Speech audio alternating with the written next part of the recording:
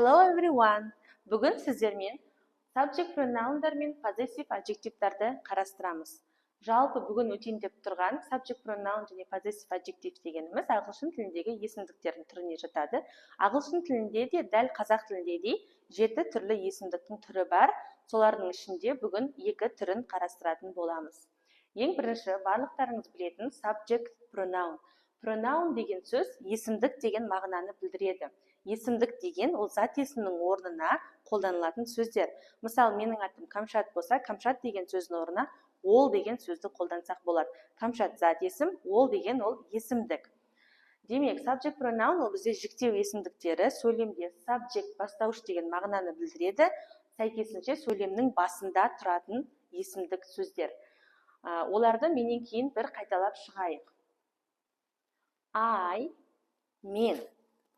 You, сен. He, ол, ұл, ер адамға айтылады. She, қыз, ол деген мағынаны білдіреді. It, заттар мен жануарларға айтылады. Ол деген мағынаны білдіреді. We, біз. You, сендер, сіздер. They, олар. I, мен. You, сен. He, ол. She, ол. It, ол. We, біз. You, сендер, сіздер. They, олар. Келесі есімдіктің түрі бізде possessive adjectives деп аталады, яғни бұл тәуелдік есімдіктері. Бір заттың біреуге тәуелді екенін білдіру үшін қолданылатын сөздер. Оларға мына есімдіктер жатады. Менен кейін қайталаңыздар. My, менің. Your, сенің. His, оның. Ұлдарға айтамыз. Her, оның. Қыздарға айтылады. Its, оның. Заттар мен жануарларға айтылады. Our, біздің. Your, сіздердің, сендердің. Their, олардың. Жануарларға, адамдарға, заттарға айтыла береді. Олардың көпше түрде. Енді осы есімдіктерді өткен кезде біз нені білуіміз қажет? Жалпы subject pronounдардан кейін, яғни жіктеу есімдіктерінен кейін бізде келесі қасында етістік жүреді. Verb, етістік. Мысалы, I, мен. Go. Go, бару деген мағынаны білдіреді, ол етістік. I go, мен барамын. You play, сен ойнайсың. He eats, ол жейді. She cooks, ол пісіреді. It runs, ол жүгіреді. We sleep, біз ұйықтаймыз, деген сияқты.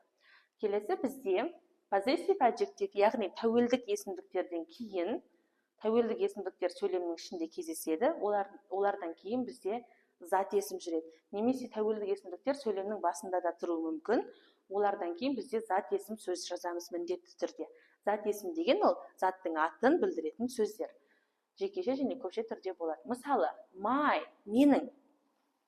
Hair, шаш. My hair, менің шашым. Your, сенің. Your bag, сенің сөмкең. His, оның. His bike, оның велосипеді. Her, оның. Her car, оның көлігі. Its, оның. Its tail, оның құйрығы. Our, біздің.